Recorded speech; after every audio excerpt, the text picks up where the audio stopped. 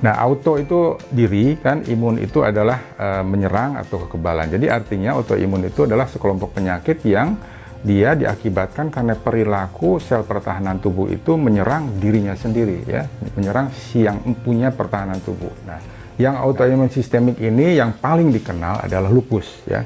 Karena memang lupus itu sesuai dengan namanya sistemik lupus erythematosus, ya, satu penyakit tertentu yang ditandai dengan gejala-gejala sistemik menyeluruh, ya. Jadi ada kemerahan erythematosus. Jadi ini merupakan satu penyakit yang mewakili autoimun secara keseluruhan.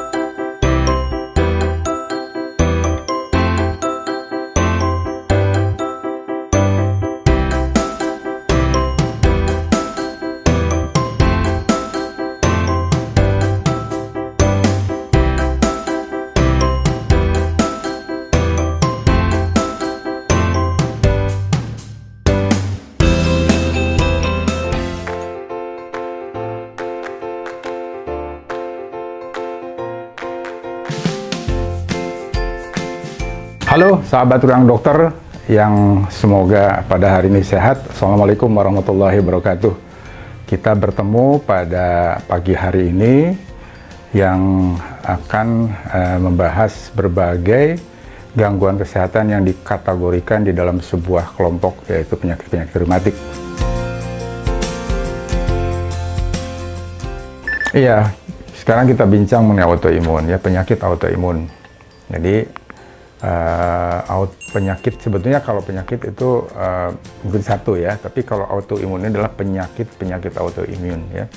Penyakit autoimun itu adalah sekelompok penyakit lagi. Jadi sekelompok penyakit, tidak selalu dia berhubungan dengan reumatologi. Jadi sekelompok penyakit nanti yang punya irisan dengan bidang-bidang keilmuan yang lain. Jadi penyakit autoimun itu tidak lain adalah jumlahnya ada 103, yaitu yang sudah teridentifikasi, ya. Belum lagi nanti yang sekarang sedang mencuat juga yang disebut sebagai Asia Syndrome. Asia itu bukan karena dia di negara Asia, tapi dia berkaitan dengan adjuvan. Jadi dia bersifat autoimun, tapi karena belum disepakati disebut orang lah sebagai autoinflamatori. Jadi peradangan yang terjadi secara otomatis, ya. Nah, auto itu diri kan, imun itu adalah menyerang atau kekebalan. Jadi artinya autoimun itu adalah sekelompok penyakit yang dia diakibatkan karena perilaku sel pertahanan tubuh itu menyerang dirinya sendiri, ya, menyerang si yang punya pertahanan tubuh. Nah, bisa kalau kita kelompokkan, maka autoimun itu dibagi dua bagian besar dulu. Ada yang sifatnya sistemik, artinya keseluruhan dari tubuh itu bisa terserang dari mulai ujung rambut sampai dengan ujung kaki. Ada juga dia yang, kalau kata dokter mah hanya, ya, kalau kata pasiennya tentu saja tidak hanya mengenai organ-organ tertentu. Misalnya dia mengenai mata, ada biasanya, ya. Uveitis autoimun ada, ya. Ada misalnya yang mengenai hanya sambungan dari sinaps dari saraf, itu namanya myasthenia gravis, ya. Kalau yang satu persatu. Kemudian ada yang mengenai kelenjar gondok tiroid. Jadi ada dua hal. Jadi kelompok autoimun yang sistemik dan autoimun yang organ spesifik. Nah, yang autoimun sistemik ini yang paling dikenal adalah lupus, ya. Karena memang lupus itu sesuai dengan namanya sistemik lupus erythematosus, ya, satu penyakit tertentu yang ditandai dengan gejala-gejala sistemik menyeluruh, ya. Jadi ada kemerahan erythematosus. Jadi ini merupakan satu penyakit yang mewakili autoimun secara keseluruhan. Sebetulnya penyakit-penyakit yang sistemik yang lain juga ada. Misalnya adalah artritis reumatoid, systemic sclerosis, kan, ya. Kemudian dermatopolimiositis, ya. Kemudian juga psoriasis, ya, itu juga walaupun dia mengenai kulit tapi dia juga sistemik, ya, gitu. Karena dia bukan hanya mengenai sendi, juga ternyata biasanya nanti kaitannya dengan gangguan penyakit jantung koroner juga dominan, ya. Jadi autoimun adalah sekelompok penyakit yang timbul disebabkan karena adanya satu reaksi dari sistem pertahanan tubuh yang menyerang terhadap bagian-bagian dari tubuh sendiri. Ya, prinsip dasar kalau kita sudah diketahui ada penyakit autoimun, ya, kita yang jelas dokternya biasanya harus memotret. Pertama, dia autoimunnya jenisnya apa, ya. artinya diagnosisnya. Dan ini pekerjaan yang sama sekali tidak mudah ya. Rata-rata penyakit autoimun itu terdiagnosis, terutama yang sistemik ya, itu antara paling cepat 6 bulan itu negara-negara berkembang ya, dan negara yang sudah maju itu sampai biasanya sampai 3 tahun, bahkan sampai ada yang bilang sampai 5 tahun ya. Nah, jadi nanti dia pertama diagnosis itu ya, kategori yang mana ini. Kemudian yang kedua adalah tentukan aktivitasnya. Pada fase mana, pada aktivitas seperti apa, bagaimana setinggi apa aktivitas dari autoimunnya itu. Nanti ada kriteria-kriteria tertentu, baik itu berdasarkan pemeriksaan fisik maupun juga dengan pemeriksaan laboratorium ya. Yang ketiga adalah menentukan beratnya ya. Beratnya ini nanti adalah kaitan dengan damage, artinya kaitan dengan seberapa banyak dia yang terkena, itu organ-organ dalam apa yang dikenainya. Nah, jadi dengan demikian maka disusunlah satu strategi ya untuk autoimun tertentu dengan aktivitas tertentu dan dengan beratnya tertentu, itu tadi nanti disusun. Yang pertama adalah kepada pasiennya dijelaskan dulu bahwa ini adalah suatu penyakit yang nanti akan kalau lari bukan lari sprint, dia lari maraton, bisa tahunan ya, bisa 2 tahun, 3 tahun, bahkan mungkin ada juga yang bisa seumur hidup. Jadi harus dijelaskan dulu pada pasien, pasiennya harus tahu. Kemudian yang keduanya adalah untuk yang sekarang terjadi ya disease activity-nya, maka dokter akan memberikan itu obat-obatnya yang terkategorikan steroid ya. Itu juga nanti dosisnya dikaitkan dengan tadi aktivitas penyakitnya, dari mulai yang steroid yang dosisnya kecil, kemudian menengah, sampai dengan yang dosis yang besar, sampai dengan yang sangat besar ya. Nah, yang ketiga adalah nanti memodifikasi perjalanan penyakit dengan jalan memberikan obat-obat yang dia memodulasi, mengatur agar sistem imunnya itu tidak terus-terus menyerang ya.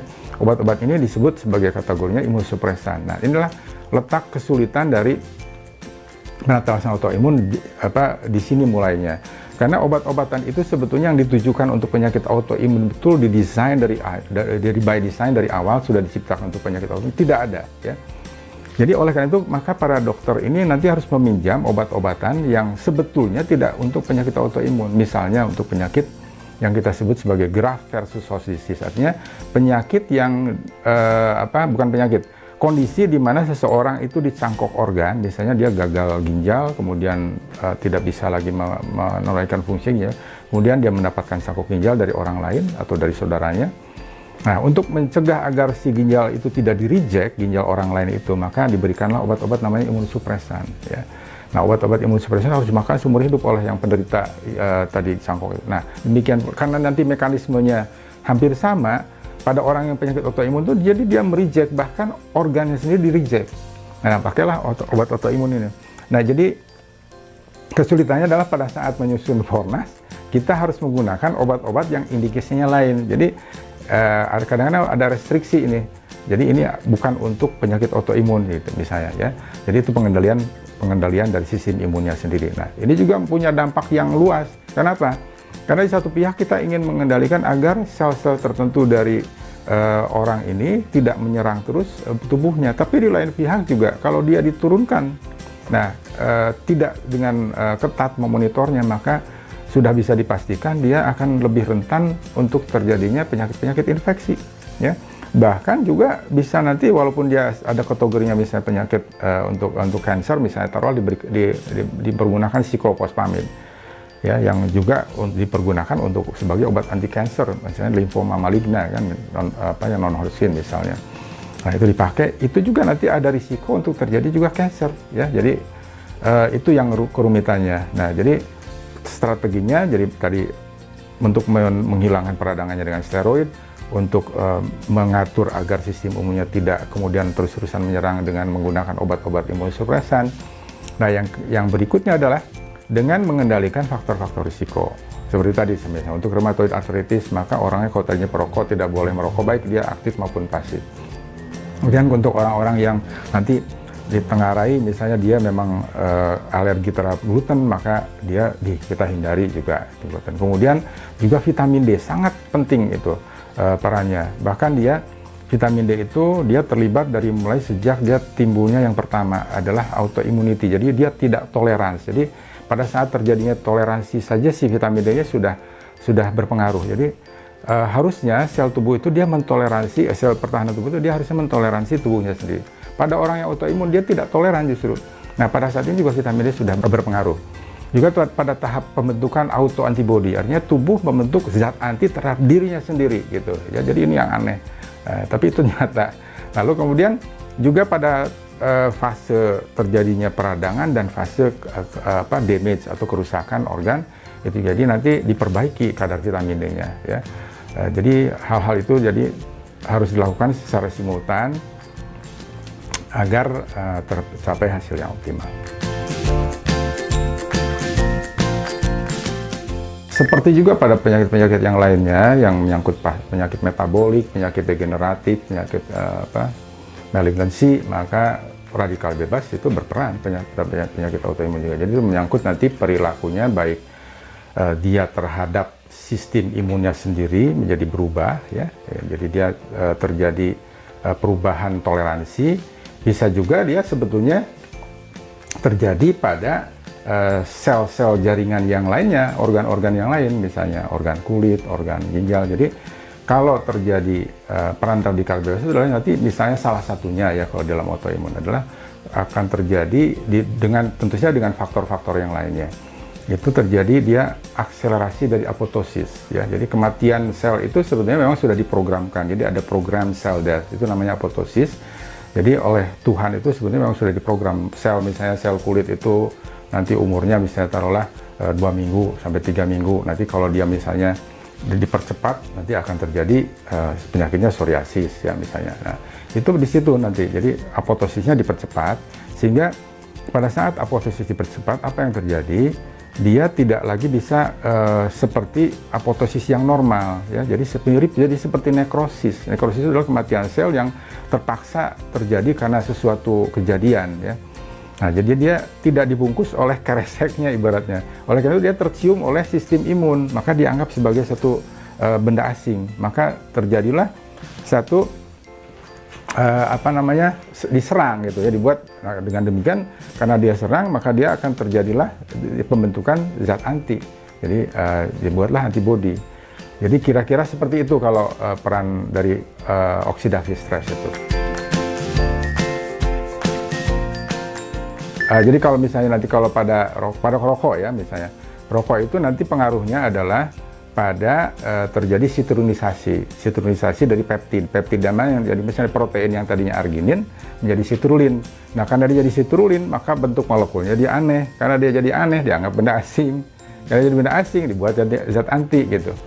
Seperti itu kira-kira. Makanya diperiksa anti-CCP kalau di dalam rheumatoid arthritis misalnya. Anti-citric citrullinated peptide. Oke, sahabat ruang dokter yang semoga dimuliakan Allah ya. Tadi kita sudah berkenalan dengan berbagai penyakit-penyakit reumatik ya, dan tadi ada topik khusus yang sudah disampaikan. Mudah-mudahan itu menjadi sebuah tambahan wawasan ya yang nanti akan bisa dipraktekkan di dalam kehidupan sehat sehari-hari. Makasih. Salam.